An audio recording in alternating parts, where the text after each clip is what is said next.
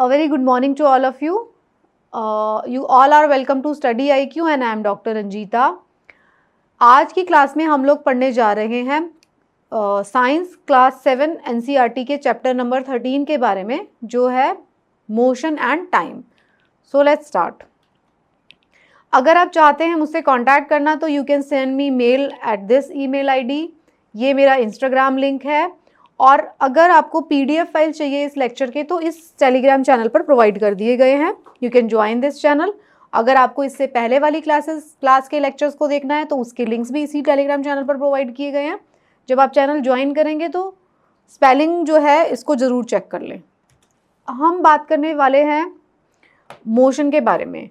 तो जब भी कोई भी ऑब्जेक्ट, ये इसी चैप्टर को हमने क्लास 6 में भी पढ़ा था, जो और भी बेसिक पढ़ा था. इस क्लास 7 में इसके बारे में थोड़ा सा डिटेल दिखाया गया है और तो उसी के बारे में हम पढ़ेंगे. तो अगर कोई भी ऑब्जेक्ट अपनी पोजीशन चेंज करता है विद रिस्पेक्ट टू टाइम तो हम उसे कहते हैं कि वो ऑब्जेक्ट मोशन में है. Okay. We often perceive object to be in motion. When the position of a car changes with time we say that car is moving और the car is in motion. ठीक है. तो motion की जो बात होती है, मोशन कई तरीके के हो सकते हैं, है ना. तो the motion of an object are not of same type. There are 4 different types of motion.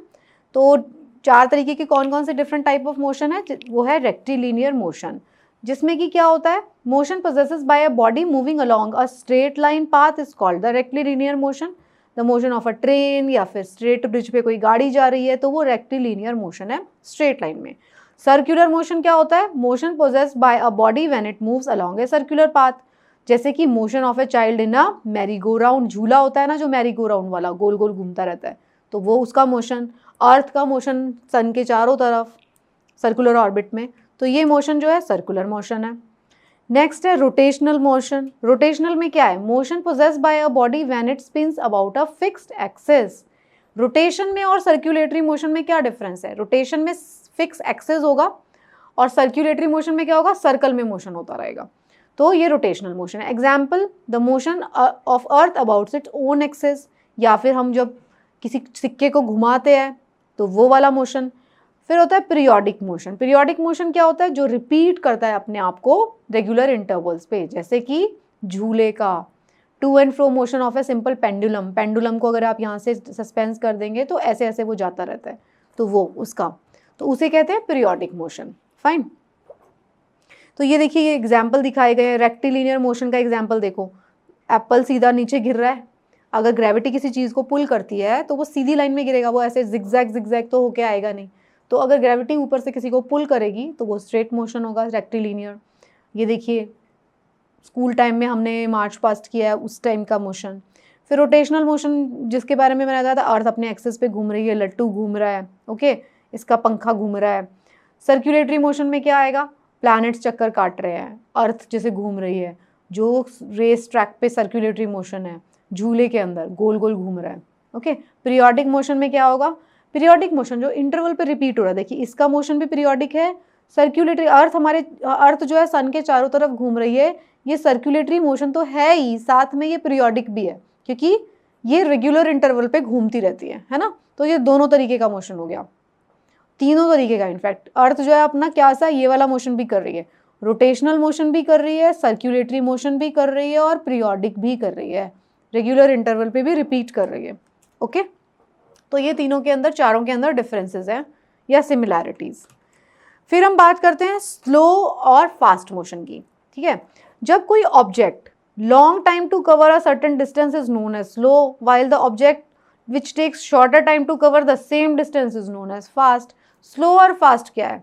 मैं आपको हमेशा बताती हूँ अपनी क्लास में, slow, fast, hot, low pressure, high pressure, ये सारी चीज़ें क्या होती हैं? ये सब रिलेटिव टर्म्स है ना. हॉट, कोल्ड, क्योंकि कोई भी चीज़ अगर आपको उसे छोटा करना है तो आप उससे बड़ी चीज़ उसके सामने ला के रख दीजिए, फैट, थिन, मतलब कुछ भी. तो स्लो और फास्ट में क्या होगा? मान लीजिए 1 किलोमीटर लंबा ट्रैक है, राम उस ट्रैक को 5 मिनट में कवर कर रहा है और शाम उस ट्रैक को 6 मिनट में कवर कर रहा है, तो राम फास्टर है. फिर हो सकता है सीता आ जाए बीच में, जिसने कि उसको 3 मिनट में ही कवर कर दिया, तो क्या होगा? वो भी उससे भी ज़्यादा फास्टर हो जाएगी. ओके. तो फास्ट और स्लो क्या होता है? वो रिलेटिव चीज़ें हैं, एक ही डिस्टेंस को जो चीज़ पहले कवर कर रही है वो स्लो फास्टर है, जो देर में कवर कर रही है वो स्लोअर है। फाइन। अगर आप अपने स्कूल 5 किलोमीटर दूर है, यही इसमें दिखाया गया है, और आप जो है स्कूल से साइकिल से जा रहे हैं और 25 मिनट लगते हैं, और अगर सेम डिस्टेंस को स्कूल बस से कवर करते हैं तो 10 मिनट लगते हैं, तो ऑब्वियसली स्कूल बस फास्टर है। It means that bicycle takes longer. Thus, the most convenient way to determine which of the two object is moving faster is to compare the distance moved by them in a unit time. अब हम ये fast और slow की बात क्यों कर रहे हैं? फास्ट और स्लो को कंसिडरेशन में हमें इसलिए लाना पड़ रहा है कि हमें बात करनी है स्पीड की। हम स्पीड डिटरमाइन कर रहे हैं। हम ये बोल रहे हैं भाई राम जो था उसने 5 मिनट लिए, श्याम ने जो लिए 6 मिनट और सीता ने लिए 3 मिनट। ओके, हम ये बात कर रहे हैं एक किलोमीटर का ट्रैक था उसको कवर करने के लिए, तो सबसे फास्टर है सीता। तो अब हम अल्टीमेटली इसकी स्पीड निकालेंगे कि सीता कितने किलोमीटर प्रति घंटा की रफ्तार से दौड़ रही है या कितने मीटर्स पर सेकंड की रफ्तार से दौड़ती है, श्याम कितने मीटर पर सेकंड की रफ्तार से दौड़ता है, तो हमें ये निकालना है। ओके, तो हमें अल्टीमेटली हमारा पर्पस क्या है? Distance covered by time taken. हमें ये देखना है कितना डिस्टेंस कवर किया, कितना टाइम लिया, वो उसकी स्पीड है। फाइन। तो हमें स्पीड की बात करेंगे इस चैप्टर में। तो स्पीड क्या होता है? तो स्पीड जैसा बता दिया मैंने, distance travelled bye an object per unit time. एक पर्टिकुलर टाइम की हम यूनिट ले लेंगे, उस यूनिट ऑफ टाइम के अंदर वो पर्टिकुलर ऑब्जेक्ट कितना डिस्टेंस कवर कर रहा है, that would be the speed of that particular object. ठीक है, जैसे इन 1 आवर, इन 1 मिनट और इन 1 सेकेंड, यूनिट ऑफ टाइम के हम ले। यूनिट कुछ भी ले सकते हैं हम, आवर्स में भी ले सकते हैं, मिनट्स में भी ले सकते हैं, सेकेंड्स में भी ले सकते हैं। सिमिलरली डिस्टेंस की यूनिट भी हम किलोमीटर में भी ले सकते हैं, मीटर्स में भी ले सकते हैं। फाइन। तो स्पीड निकालने के लिए distance travelled by time taken वो देखते हैं हम। Slow moving object is said to have low speed and a fast moving object is said to have high speed. So if we know that the distance covered by 2 buses in 1 hour, then we can answer which one is slower. हमें पता चल जाता है। मान लीजिए बस ए ने 20 minute लगाए, बस बी ने 30 मिनट लगाए। कितना किलोमीटर था? 2 किलोमीटर को कवर करने में, है ना? तो हमें पता चल जाएगा कौन फास्ट स्पीड से चल रहा है। तो स्पीड कैसे डिटरमाइन करते हैं? Distance travelled by time taken. Example, मान लीजिए 2 किलोमीटर होगा, यहाँ पे 2 किलोमीटर डिवाइडेड बाय कितने मिनट्स? 20 मिनट्स।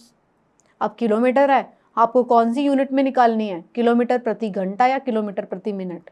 अगर आपको किलोमीटर प्रति मिनट निकालनी है तो आपको ये मिनट्स में ही दिया गया। अगर आपको किलोमीटर प्रति घंटा निकालनी है तो इसको 60 से डिवाइड करना पड़ेगा फिर आपको। फाइन। तो इस तरीके से आप पहले इसको आपको चेंज करना पड़ेगा घंटों में। 20 मिनट का मतलब कितना है? 20 मिनट का मतलब है 1/3 घंटा। 60 से डिवाइड करेंगे तो 1/3 आ जाएगा, ऊपर चला जाएगा। तो आपको सेम यूनिट में लाना पड़ेगा, that is a mathematical calculation. तो उसकी हम बात करेंगे। तो अभी हमने यहाँ पे समझा कि स्पीड क्या होती है। तो स्पीड होती है, सिंपल सी बात है, हमने समझ लिया जितना डिस्टेंस ट्रेवल हुआ है divided by time taken. Simple. Okay. It does not matter if a car seldom moves with a constant speed for 1 hour as it starts moving slower and then picks up speed. So, अब यहाँ पे हम average speed की भी बात करते हैं। हो सकता है कोई कार जिसने की, एक कार है A, एक कार है B। तो एक कार A ने मान लीजिए 100 किलोमीटर है। 100 किलोमीटर का डिस्टेंस हम बोलते हैं कि भाई 100 किलोमीटर का डिस्टेंस उसने ट्रैवल किया 2 घंटों में। ठीक है, 2 आवर्स में। दूसरी कार ने 100 किलोमीटर का डिस्टेंस ट्रैवल किया 3 घंटों में, 3 आवर्स में। तो ये तो हम समझ गए 100 किलोमीटर है, तो कौन फास्टर है? ये वाली फास्टर है, 2 घंटे में आ जा रही है। हो सकता है ये एवरेज स्पीड थी जो हमने इसको बताया, total distance by total time taken, total distance by total time. तो ये टोटल डिस्टेंस टोटल टाइम था, तो ये क्या था? एवरेज ऑफ स्पीड था। हो सकता है कि कार ए जो है स्टार्टिंग में बहुत फास्ट चली हो, 120 किलोमीटर प्रति घंटा की रफ्तार से चल रही हो, और बाद में आके उसने 80 किलोमीटर प्रति घंटा की रफ्तार से चल रही हो। ऐसा भी हो सकता है किसी पर्टिकुलर टाइम पे। लेकिन हम जो ये निकाल रहे हैं वो हम एवरेज निकाल रहे हैं। तो एवरेज क्या होती है? एवरेज होती है वो उसकी एवरेज स्पीड होती है, जिसमें कि हम पूरा डिस्टेंस लेते हैं और पूरा टाइम टेकन लेते हैं। हमें इससे कोई मतलब नहीं है पहले 15 मिनट कितनी स्पीड से चल रही थी, लास्ट के 15 मिनट कितनी स्पीड से चल रही है। हमें मतलब है उसने टोटल कितना टाइम ले लिया अपनी स्टार्टिंग पॉइंट से एंड पॉइंट तक। तो ये जो सारी जो हम स्पीड की ये जो कैलकुलेशन है वो हमारी एवरेज स्पीड निकालते हैं। हम एज्यूम करते हैं कि वो कॉन्स्टेंट स्पीड से चल रही है, ऐसा हम एज्यूम मान लेते हैं हम कि वो पूरी जर्नी में उतनी ही स्पीड से चल रही है, जबकि प्रैक्टिकली ऐसा नहीं होता। ये हमेशा एवरेजिंग होती है। प्रैक्टिकली क्या होता है अगर आप देखेंगे तो स्टार्टिंग में जो होती है कोई गाड़ी जो है वो बहुत तेज़ी से चलाता है या लास्ट में बहुत तेज़ी से चलाता है, एक ही स्पीड से गाड़ी हमेशा नहीं चलती है। ओके, तो object moving with a constant speed over long distance for long duration of time, if the speed of an object moving along a straight line be keeps changing, ये बी नहीं है के है, keeps changing, its motion is said to be non uniform motion. अब हम इस चीज़ से क्या समझने की कोशिश कर रहे हैं, मोशन फिर दो तरीके का हो सकता है, यूनिफॉर्म हो सकता है और नॉन यूनिफॉर्म हो सकता है। हो सकता है स्टार्टिंग में कार ने स्टार्ट किया, उसने पहले 120 किलोमीटर प्रति घंटा की रफ्तार से चलाया, फिर उसने 100 किलोमीटर प्रति घंटा की रफ्तार से चलाया, फिर हो सकता है उसने 80 किलोमीटर प्रति घंटा पे आ गया, फिर लास्ट में हो सकता है फिर से 110 किलोमीटर प्रति घंटा पे आ गया। तो चेंज होती रही, शुरू के 15 मिनट, फिर 15 मिनट, फिर 15 मिनट, फिर 15 मिनट, ऐसा हो सकता है। तो क्या हुआ, नॉन यूनिफॉर्म मोशन हो गया। पहले के 15 मिनट में कितने 120 किलोमीटर प्रति घंटा की रफ्तार से चलेगा तो ज़्यादा डिस्टेंस कवर हो जाएगा, तो क्या हो जाएगा, non uniform motion. On the other hand N object moving along a straight line with a constant speed, अगर उसकी स्पीड कांस्टेंट रहती है, मान लीजिए वो एक फिक्स कर दिया आपने स्पीड, मान लीजिए मेट्रो ट्रेन की बात कर रहे हैं, उसमें फिक्स हुई है स्पीड, वो कांस्टेंट स्पीड से चलेगी, तो फिर क्या हो जाएगा, यूनिफॉर्म मोशन हो जाएगा। In this case the average speed is the same as the actual speed. अगर यूनिफॉर्म मोशन की बात करेंगे तो उसमें जो एवरेज स्पीड आएगी वही एक्चुअल स्पीड होगी। अगर हम बोलेंगे एवरेज स्पीड निकाल के कि भाई ये वाला व्हीकल जो है 100 किलोमीटर प्रति घंटा की रफ्तार से चलता है, तो अगर यूनिफॉर्म मोशन है तो हर टाइम 100 किलोमीटर प्रति घंटा की रफ्तार से चलेगा। अगर नॉन यूनिफॉर्म मोशन है तो हमें नहीं पता, हो सकता है स्टार्टिंग में 120 पे चल रहा हो, बीच में 80 पे चल रहा हो, तो दैट वी डोंट नो। तो यूनिफॉर्म और नॉन यूनिफॉर्म मोशन में ये डिफरेंस होता है, उसकी स्पीड हमें पता होती है फिक्स, लेकिन नॉन यूनिफॉर्म में हमें पता नहीं होती किस स्पीड पे चलता है, वो डिफरेंट हो सकती है। फिर हम बात करते हैं यूनिट ऑफ स्पीड की। अगर यूनिट्स ऑफ स्पीड की हम बात करेंगे तो हमने क्या बोला था, unit of speed depends on the unit of distance and unit of time. Speed क्या है, स्पीड क्या थी, speed is equal to distance upon time taken. तो जो डिस्टेंस की यूनिट ली है हमने, मान लीजिए किलोमीटर में लिया है, और टाइम मान लीजिए हमने घंटों में लिया है, तो क्या हो जाएगा, किलोमीटर प्रति घंटा हो जाएगी स्पीड की यूनिट। बट अगर मान लीजिए डिस्टेंस हमने मीटर्स में लिया है और टाइम हमने सेकेंड्स में लिया है, तो क्या हो जाएगी, स्पीड की यूनिट क्या आ जाएगी फिर, मीटर्स पर सेकेंड। तो द मीटर, तो ये डिपेंड किसके ऊपर करेगा, डिस्टेंस की यूनिट पे और टाइम की यूनिट पे हमने क्या लिया है उस वक्त। तो metre is the standard unit of distance. तो अच्छा ये चीज़ आप नोट कर लीजिए अपने माइंड में, अगर एग्जाम में इस तरीके का क्वेश्चन होता है कि स्टैंडर्ड यूनिट कौन सी है, तो मीटर है। ले तो हम किलोमीटर में भी सकते हैं यूनिट, लेकिन स्टैंडर्ड यूनिट कौन सी है, वो मीटर है। एंड सेकेंड जो है is the standard unit of time. Time हम किसी भी यूनिट में ले सकते हैं, घंटे में ले सकते हैं, मिनट में ले सकते हैं, लेकिन जो सेकेंड्स हैं वो स्टैंडर्ड यूनिट है टाइम की, और मीटर जो है वो स्टैंडर्ड यूनिट है डिस्टेंस का। The standard unit of speed फिर क्या हो गई, मीटर पर सेकेंड। ये स्टैंडर्ड यूनिट्स की बात हो रही है, लेकिन एक्चुअल में हम कोई भी यूनिट ले सकते हैं practically. Large values of speed are expressed in kilometre per hour. मान लीजिए अगर हमें बहुत बड़ी वो बतानी है तो हम उसमें मीटर पर सेकेंड में तो बहुत बड़ी वैल्यू आपको दिखाई देगी, तो हम क्या करते हैं, छोटी according to that distance covered हम उसकी यूनिट को अपने अकॉर्डिंग मॉडिफाई कर लेते हैं। The distance travelled is measured in terms of kilometre and time taken is measured in hour, अगर बहुत बड़ा डिस्टेंस कवर किया गया है। The small values of speed are express in centimetre per second. देखो मीटर पर सेकेंड तो था standard unit, मान लीजिए सेंटीमीटर में डिस्टेंस कवर हो रहा है एक सेकंड में, तो फिर हम उसको सेंटीमीटर पर सेकंड भी कर सकते हैं। वो डिपेंड करेगा आपने किस यूनिट में डिस्टेंस लिया है, किस यूनिट में टाइम लिया है। The distance travelled is measured in terms of centimetre and time taken measured in second, तो हमको सिर्फ सेंटीमीटर पर सेकेंड बोल देंगे, कुछ भी बोल सकते हैं ना। फिर हम बात करते हैं measurement of time. Measurement of time कैसे करते हैं, द ड्यूरेशन और the moment in which things occur is known as time. Time हमारा क्या है, कैसे बोलते हैं हम टाइम? हम ये बताते हैं कि भाई इतनी देर में ये चीज़ हुई है, तो जितनी देर में वो मूवमेंट हुई है, वो चीज़ हुई है, उसको बोलेंगे। कैसे कैलकुलेट करते हैं? क्लॉक्स और वॉचेस की वजह से। It is very difficult to think that how did the people in ancient time measure time. पहले के ज़माने में लोग कैसे देखते थे टाइम, जब घड़ियाँ नहीं हुआ करती थी, तो उस टाइम पे क्या करते थे लोग? चाँद, सूरज, उसके मतलब रिलेटिव टू दैट उसको मानते थे कि अच्छा सूरज जो अभी मॉर्निंग में निकला था, अब मतलब सर के ऊपर आ गया तो दोपहर हो गई है। तो इस तरीके से वो लोग बात करते थे। So in order to measure time ancient people use some natural events जो कि फिक्स इंटरवल पे रिपीट होते थे। जैसे कि एक साल कैसे कैलकुलेट करते थे? जैसे एक बारिश आई, फिर दोबारा की बारिश आ गई, या सर्दियाँ आई, फिर दोबारा से सर्दियाँ आ गई, तो उनको बोलते थे कि भाई 1 साल हो गया, अर्थ ने अपना पूरा एक टर्न कंप्लीट कर लिया है। तो उससे वो रिवॉल्यूशन को चेक करते थे।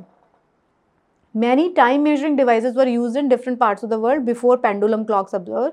जैसे कि सन डायल्स को यूज़ करते थे, जबकि हमारी एक्चुअल जो क्लॉक्स आती हैं पेंडुलम वाली वो ना नहीं थी, तो सन डायल्स बनते थे। जंतर मंतर जानते हैं ना आप, उसमें सन डायल्स बने हुए हैं, मतलब सूरज की लाइट्स के अकॉर्डिंग जो है वो सन की जो पोजीशन है उसके अकॉर्डिंग हम टाइम कैलकुलेट कर सकते हैं, इतना टाइम हुआ है।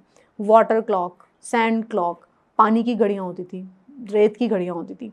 तो ये सारे डिवाइसेस होते थे हिस्टोरिकली, जिनसे कि टाइम देखा जाता था जब घड़ियाँ नहीं हुआ करती थी। ओके, तो sun dial measures time by position of shadow cast by sun. The device which use flow of the sand one glass bulb to another, तो उसको बोलते हैं सैंड क्लॉक। जिसके अंदर use the rate at which water drips, उसको बोलते हैं water clock. तो कुछ नहीं है, सिंपल सी बात है।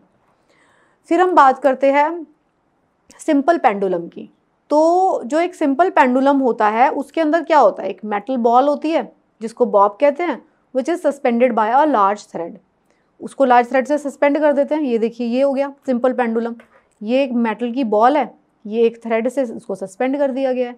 ये देखिए रिजिड एक सपोर्ट होगी, ये लॉन्ग थ्रेड होगा, ये मेटल बॉल होगी। तो उसका मोशन हम देखेंगे, इससे ऐसे ऐसे मोशन करता रहता है। तो ये सिंपल पेंडुलम है। The two and fro motion of the simple pendulum is example of, क्या है ये? पीरियोडिक मोशन है, हमने देख लिया था। ऑसिलेटरी मोशन भी बोला जाता है इसको, हर पीरियड में रिपीट हो रहा है।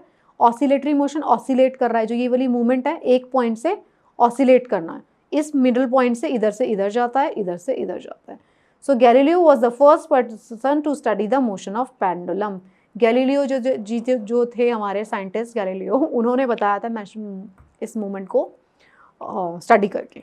ओके, तो पेंडुलम जो होता है, एवरी स्विंग और every oscillation in exactly the same time provided its length should be kept constant.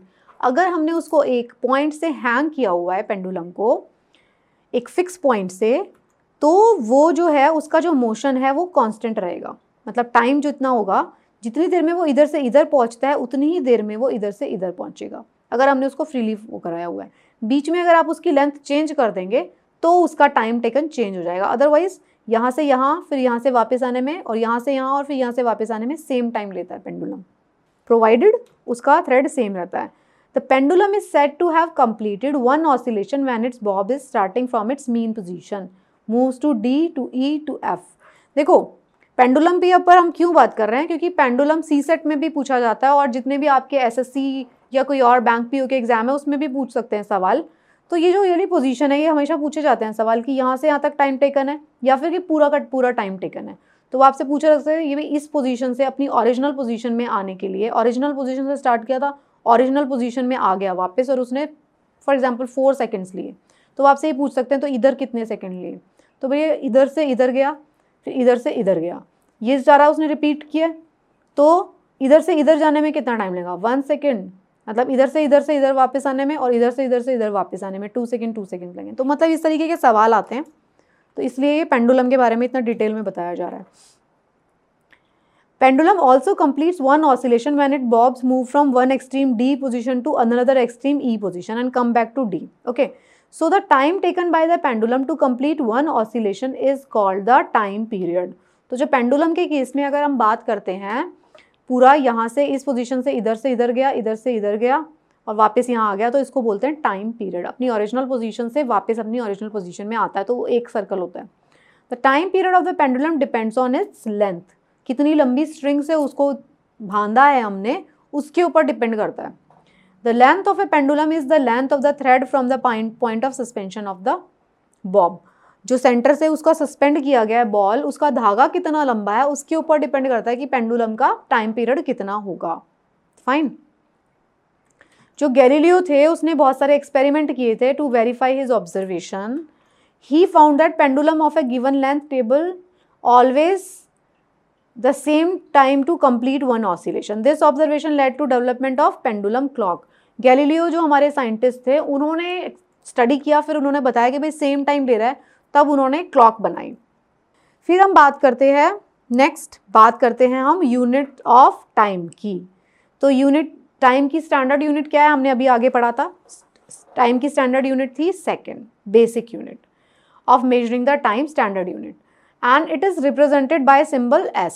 Symbol S से हम उसको रिप्रेजेंट करते हैं। The larger unit of time are minute and hour, वो उसकी लार्जर यूनिट है, लेकिन स्टैंडर्ड यूनिट सेकेंड है। 1 hour is equal to 60 minutes, 1 minute is equal to 60 second, this we know. Different unit of time are use depending upon the need. अगर हमें बहुत बड़ी चीज़ को एक्सप्रेस करना है तो हम उसको घंटों में यूज़ कर लेंगे, डेज में, मंथ्स में। डेज कितने होते हैं, डेज में क्या, डे का मतलब क्या हुआ 24 आवर्स, है ना। मंथ का मतलब क्या हुआ 30 डेज स्टैंडर्ड, एंड ईयर का मतलब 12 मंथ्स। 24 आवर्स 1 मंथ का मतलब 30 डेज। अगर किसी सवाल में ये लिखा हुआ है कि इन 1 मंथ, तो हमेशा हम 30 डेज लेंगे, 31, 28 नहीं, 30 डेज। तो nowadays most clocks and watches have electric circuits which with one or more cells. These clocks are called quartz clocks. The time measured by the quartz clock is much more accurate than by the clocks available earlier. अब वाली जो clocks आ रही हैं ना, उनको quartz clock कहा जाता है। वो जो टाइम मेजर करती हैं वो बहुत ज़्यादा एक्यूरेट टाइम मेजर करती हैं, क्योंकि उनके बीच में एक इलेक्ट्रिक सर्किट होता है। मतलब कंप्यूटर जैसा हो गया ना, मैनुअल हो गया, मतलब मैनुअल नहीं ना, मशीन हो गया, तो एक्यूरेसी बढ़ जाती है। फिर हम बात कर रहे थे, ये तो हमने टाइम की बात करी थी, अब हम स्पीड की बात करते थे। मेजर कैसे करते हैं हम स्पीड को, जो इंस्ट्रूमेंट स्पीड को मेजर करता है उसको स्पीडोमीटर एंड ओडोमीटर की बात करेंगे। The speedometer is an instrument on a vehicle dashboard which indicates the speed of the vehicle when it is moving. ठीक है, ये तो स्पीडोमीटर है। देखो स्पीडोमीटर, ये जो डायल है ये स्पीडोमीटर है, ये वाला। ठीक है, तो क्या हो रहा है, हम क्या कह रहे थे, जो कि डैशबोर्ड पे स्पीड दिखा रहा है उसको कहते हैं हम speedometer. Instrument tells speed of an running vehicle at that instance of time in kilometre per hour. A panel of instrument fitted on the top of a scooter or motorcycle. In the same way, meters can also be seen on the dashboard of cars. In addition to speedometer, there is another instrument, it's called odometer. तो odometer क्या करता है, speedometer तो speed बता देता है आपको, odometer क्या बता रहा है, वो मेजर कर रहा है distance travel by a vehicle, कितना डिस्टेंस ट्रेवल कर लिया। तो अब आप ये वाला डायल देखिए अपनी कार का या बाइक का, स्कूटर का, तो ये तो ऊपर स्पीडोमीटर लगा होता है, नीचे ओडोमीटर लगा होता है, वो कैलकुलेट करता रहता है आपका व्हीकल कितना चल चुका है। मतलब आप देख के बता सकते हैं कि भैया मेरा व्हीकल जो है इतना चल चुका है, इतने साल हो गए, इतने मंथ्स हो गए, और मेरा व्हीकल जो है इतना चला है। तो ये इंस्ट्रूमेंट्स थे। This instrument measure the distance in kilometre. तो इसमें किलोमीटर्स में हम ओडोमीटर में रीडिंग्स आती हैं। तो सिंपल है, स्पीडोमीटर होता है, एक ओडोमीटर होता है। अभी तक आपको पता नहीं था तो पता चल गया होगा। फिर मोशन जो होता है उसका ग्राफिकल रिप्रेजेंटेशन हम कैसे करते हैं, तो ये क्या है, अगर आप ग्राफ पेपर पे लेते हैं, एक साइड पे आप डिस्टेंस प्लॉट कर लेते हैं, एक साइड पे टाइम प्लॉट कर लेते हैं, तो फिर आप कैसे, देखिए जैसे कुछ भी है, मान लीजिए 2 किलोमीटर चला उसने 3 मिनट में, 3 घंटे में, तो यहाँ पे डाल दिया हमने डॉट। फिर हमने कुछ देखा 3 किलोमीटर चला आप नेक्स्ट 5 घंटे में, फिर 8 किलोमीटर 8 घंटे में कितना चला, कांस्टेंट, आगे बढ़ा नहीं, टाइम जा रहा है। ठीक है, डिस्टेंस ट्रैवल नहीं किया उसने, कुछ भी टाइम जा रहा है। फिर आगे चला उसने, कितना डिस्टेंस ट्रैवल कर लिया, सीधा 12 किलोमीटर, और कितना टाइम ले लिया उसने, 12 घंटे नेक्स्ट। फिर कुछ नहीं चला, रेस्ट 2 घंटे कुछ नहीं, फिर वापस 20 आवर्स, डिस्टेंस कितना 0। तो distance time graph is the graph plotted between the distance in y-axis and time in x-axis. The slope of the distance time graph gives the speed of an object. Okay? तो ये speed बता देता है। यहाँ पे हमको पता है ऐसी स्पीड से ज़्यादा, फिर 0 स्पीड हो गई, फिर एकदम से स्पीड बढ़ी है, फिर 0 स्पीड, फिर वापस, फिर दूसरे टाइप के ग्राफ कैसे होते हैं, the present information in newspaper and magazine represented in various form of graph in order to make it interesting. Graph में क्या होता है, काफ़ी वही सेम इन्फॉर्मेशन है, उसको अलग अलग तरीके से आप प्लॉट कर देते हो ताकि वो सामने वाले देखने वाले पर्सन को आसानी से समझ में आ जाए और इंटरेस्टिंग तरीके से समझ में आए। तो ग्राफ होते क्या है, diagram which shows information as thin rectangles of different height is known as bar graph.